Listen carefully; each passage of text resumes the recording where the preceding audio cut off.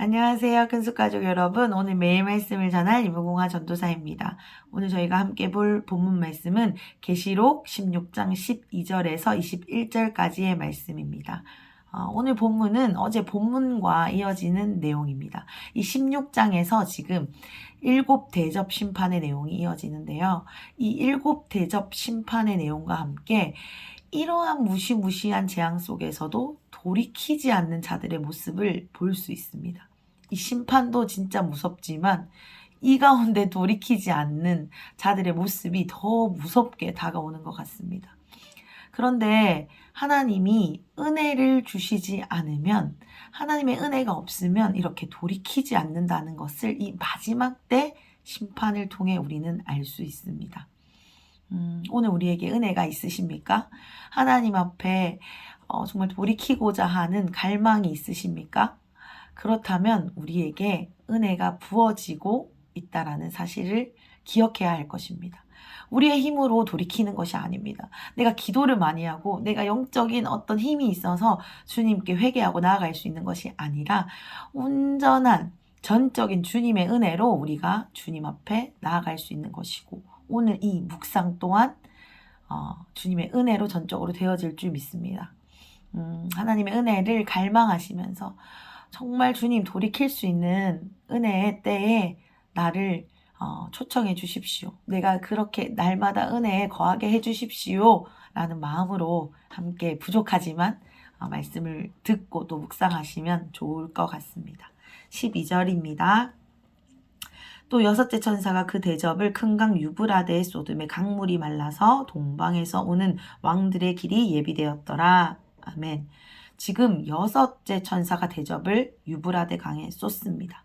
유브라데 강에 그 대접을 쏟자 강물이 말라서 길이 되었다라고 설명하고 있습니다. 이게 무슨 의미인지 조금 설명드리겠습니다. 이 유브라데 강은 이스라엘 동편에 이스라엘의 경계선의 역할을 하던 강이었습니다. 그래서 외부에서 침략을 하려면 이 강을 건너야 되는데 이 강이 아주 큰 강이기 때문에 쉽지 않았어요. 그런데 이 강이 이제 말라서 길이 되었다라고 설명하고 있습니다. 그것은 무슨 말이죠? 이제는 더 이상 보호막이 없다라는 뜻입니다. 그래서 쳐들어올 수 있는 이제 길이 열려버린 것입니다. 그래서 딱 이스라엘을 치기 좋은 상태라고 이해하시면 되겠습니다. 그렇게 지금 이 보호막이 사라진 상태에서 또 한 상이 보이는데요. 13절입니다. 또 내가 보매 개구리 같은 새 더러운 영이 용의 입과 짐승의 입과 거짓 선지자의 입에서 나오니. 아멘. 지금 이어지는 환상에서 개구리같이 개굴개굴 막 쉬지 않고 울어대는 더러운 영이 막 뿜어져 나옵니다. 근데 어디서 뿜어져 나오냐면 용의 입, 짐승의 입, 거짓 선지자의 입에서 뿜어져 나옵니다. 근데 이렇게 세 가지 입 하니까 좀 생각나시는 게 있지 않으신가요? 사탄의 전략이 바로 이 13절부터 이어지는 곳에서 등장합니다. 바로 하나님을 모방하는 것, 하나님을 따라 카피하는 것이 이 사탄의 전략임을 알 수 있습니다. 바로 삼위일체 하나님에서 저희가 숫자 3회, 완전수의 3회, 이 삼위일체 하나님을 들어봤는데요. 이 지금 사탄이 하나님을 모방하면서 용의 입, 짐승의 거짓 선지자 입에서 하나님을 모방하면서 하나님 인체하면서 막 자신들의 전략을 이제 뿜어냅니다. 이어지는 14절을 보겠습니다. 그들은 귀신의 영이라 이적을 행하여 온 천하 왕들에게 가서 하나님 곧 전능하신 이의 큰 날에 있을 전쟁을 위하여 그들을 모으더라. 아멘. 그 더러운 영의 정체는 무엇이죠? 귀신의 영입니다. 그리고 하나님 인체하면서 하나님인 것처럼 이적을 행합니다. 이적을 보여주면서 하는 일이 무엇이냐면 천하 왕들을 모으는 일을 하고 있다라는 것이 바로 이 12, 13, 14절의 설명입니다. 지금 길이 열렸어요. 이 길을 따라 천하의 왕들을 개굴개굴 울어대면서 이적을 보여주면서 모으는 것입니다. 근데 저희가 이 사탄이 이 강한 군대를 막 모으는 것에 막 두려워할 필요가 없습니다. 왜냐하면 이 뒤에 좀 더 설명드리겠지만 이 사탄이 결국에는 이 왕을 자신의 힘들로 자신의 이적들로 막 설득해서 꼬아서 유혹해서 모으는 것 같지만 이 모든 것 위에 하나님의 구원 계획이 있다는 것을 저희가 지금 알 수 있는 은혜가 있지 않습니까? 그래서 우리가 너무 두려워함으로 이 말씀을 볼 필요는 없습니다. 이 모든 것 위에 이 사탄들을 통해서 사탄들조차도 이용하셔서 이 천하의 왕들을 모아서 한 방에 쓸어버리시는 하나님의 놀라운 구원 계획이 있다는 것을 저희가 알기 때문에 그 사실을 기억하고 좀 묵상을 이어가 보겠습니다. 15절을 뛰어넘고 16절입니다. 새 영이 히브리어로 아마겟돈이라 하는 곳으로 왕들을 모으더라. 아멘. 아마겟돈이라는 곳으로 왕들을 모읍니다. 이 아마겟돈이라는 단어는 히브리어인데요. 하르, 무기또라는 단어의 합성어입니다. 하르라는 것은 산, 무기또라는 지역의 이름이죠. 이 무기또의 산이라고 불리운 이유는 이 무기또라는 곳이 원래 산지가 아니라 이 무기또라는 것은 수많은 전쟁이 치러지던 곳이었습니다. 그래서 죽은 자들의 무덤이 쌓이고 또 쌓이고 또 쌓이고 또 쌓이고 그렇게 이렇게 무덤이 됐기 때문에 그래서 이 수많은 전쟁이 치러져서 그 죽은 자들의 무덤이 산처럼 되었다라는 의미로 무기또의 산으로 이렇게 불리게 되었습니다.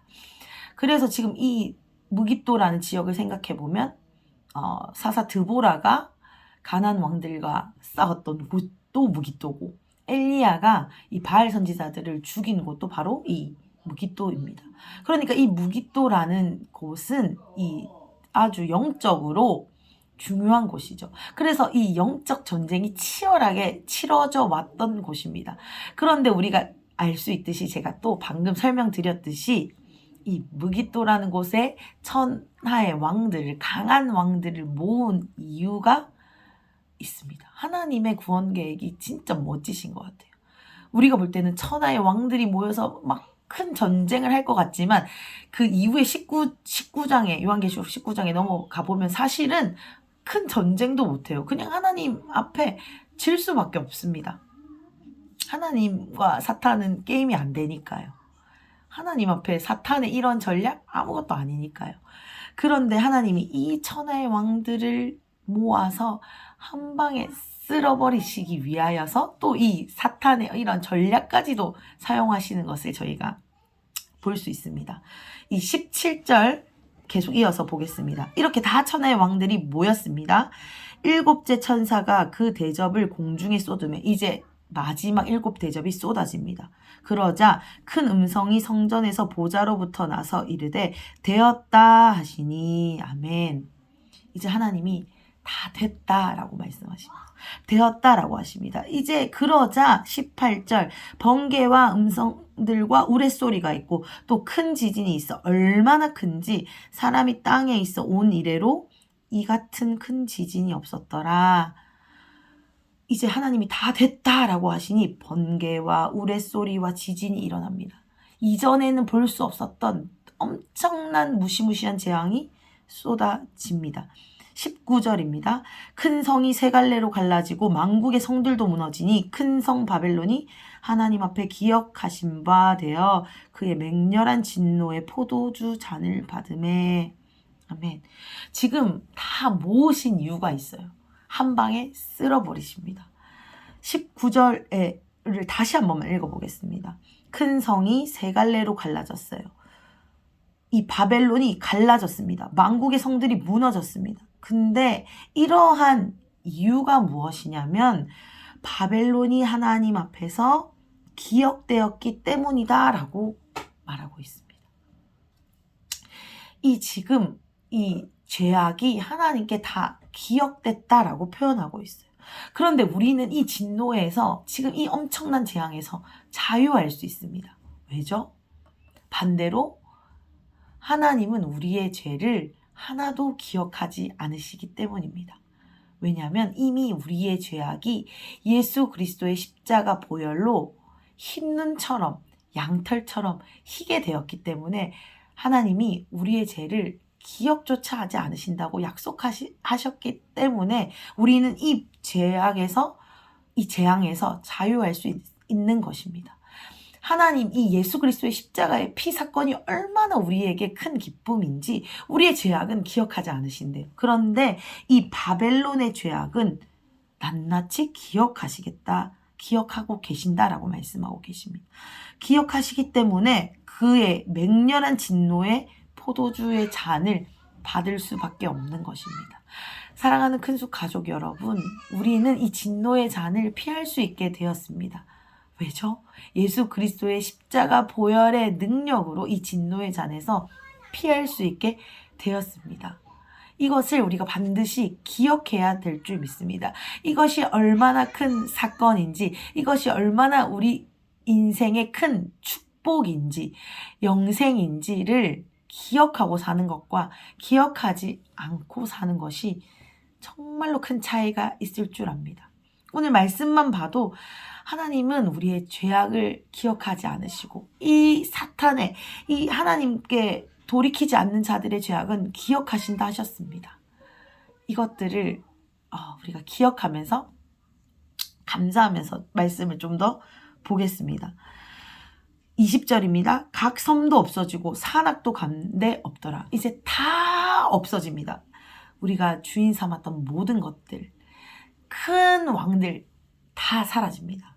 21절 또 무게가 한 달란트나 되는 큰 우박이 하늘로부터 사람들에게 내림에 사람들이 그 우박의 재앙 때문에 하나님을 비방하니 그 재앙이 심히 크미러라. 아멘. 이러한 재앙 속에서도 주님이 은혜를 걷어가시자 깨닫지 못합니다.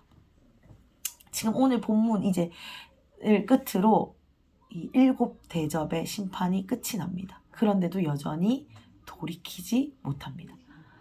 그런데 지금 하나님이 이 말씀을 통해서 오늘 우리 가운데 주시는 바가 있다라고 생각합니다. 이거는 나중 일인데 나는 하나님이 이미 내 죄악을 가져가셨는데 그렇다면 나는 이제 끝난 거 아니야?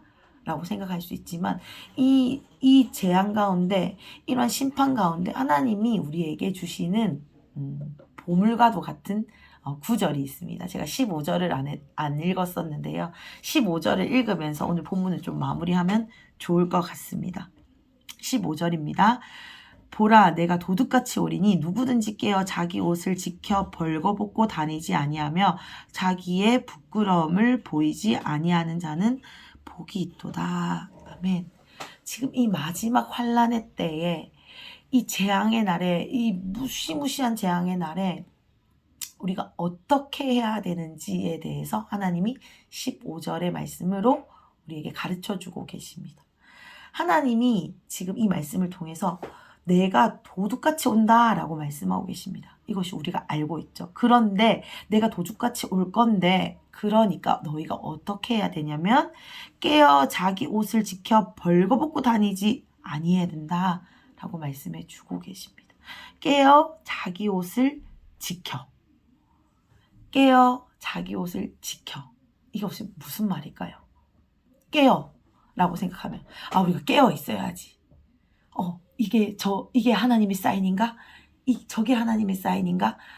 이게 이 상징이 그 뜻인가? 막 이렇게 막 추측하면서 막 궁금해하면서 의심하는 것, 이것이 깨어 있는 것이 아닙니다. 내가 이 꿈을 꿔서 이게 그 뜻인가? 이게 무슨 징조인가? 이것이 깨어 있다라는 뜻이 아닙니다. 지금 말씀에서 나와 있어요. 깨어 있다라는 것은 자기 옷을 지켜 벌거벗고 다니지 아니한다라는 뜻이에요. 로마서 13장 14절에 이렇게 말씀하고 있습니다. 오직 주 예수 그리스도로 옷 입고 아멘. 자기 옷을 지켜 벌거벗고 다니지 않는다는 것은 다른 말로 그리스도로 옷 입어야 한다는 말과 같은 말입니다. 하나님의 옷을 입는다. 그리스도의 옷을 입는다는 것은 그렇다면 무엇이죠?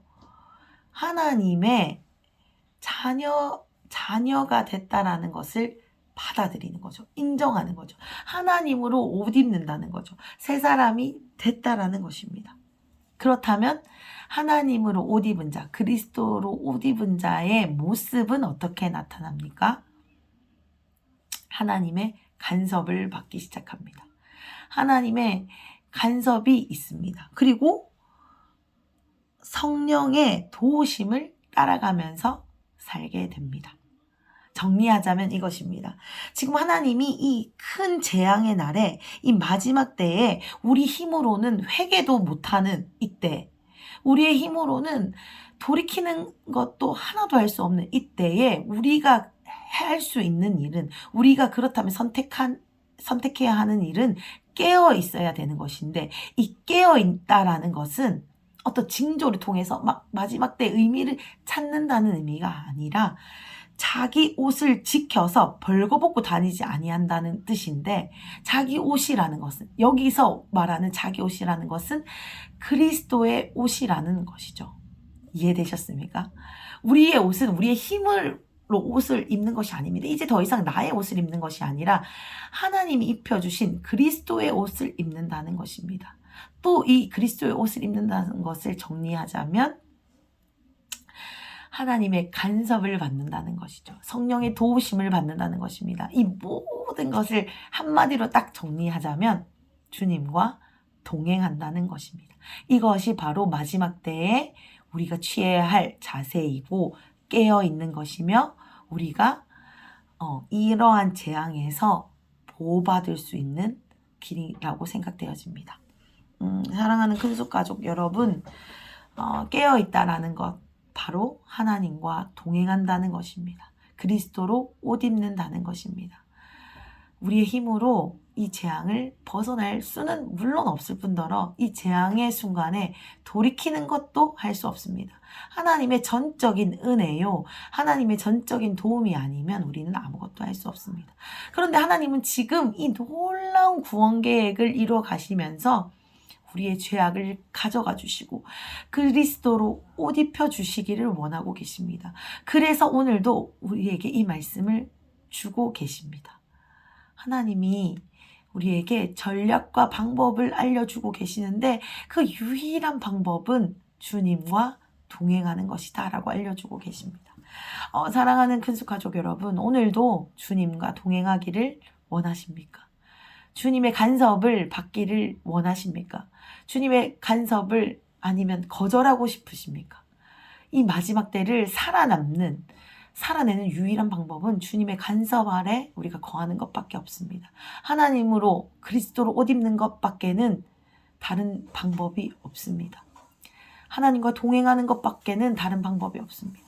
하나님이 우리에게 오늘 은혜를 주시면서 이러한 주님과의 동행으로 초청해 주실 때에 우리가 그 기회를 붙잡는 것이 바로 지혜이고 은혜일 줄 믿습니다.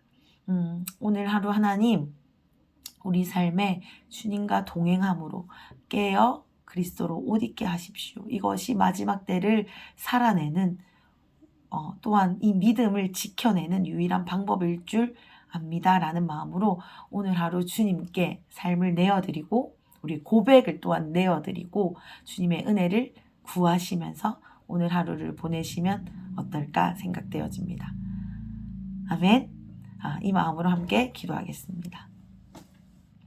하나님, 이 무서운 재앙의 때에 우리가 이 재앙을 이겨낼 수 있는 유일한 방법은 주님과 동행하는 것뿐입니다. 주님께서 말씀해 주셨듯이 깨어 그리스도를 옷 입어라 라고 말씀해 주셨습니다. 하나님, 우리의 힘으로 할 수 있다라고 생각했던 모든 보호막이 걷어질 때에도 주님은 우리를 지켜 보호하고 계십니다. 모든 두려움이 우리를 엄습해 오지만 사실은 그 어느 때보다도 하나님의 보호하심이 확실하게 있다라고 말씀해 주시는 또한 사인이기도 합니다. 하나님, 이제는 주님과 동행함으로 주님의 보호하심 안에 거하기를 결정합니다. 하나님, 정말로 주님과 동행하는 기쁨을 누리고 싶습니다. 그래서 정말 전적인 주님의 도움으로, 주님의 보호하심으로, 주님을 옷 입음으로 살아가는 그 신자의 모습을 살아내고 싶습니다. 하나님, 오늘 우리의 삶에 그런 은혜를 베풀어 주십시오. 우리 큰숲 가족들 한 분 한 분 머리 위에 그런 은혜를 부어 주십시오.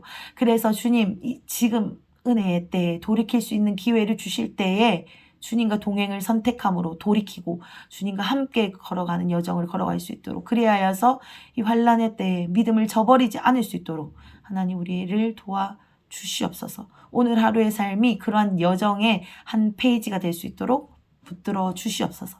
감사합니다. 주님, 이 모든 일을 행하실 주님을 기대합니다. 찬양합니다. 예수님의 이름으로 기도드렸습니다. 아멘.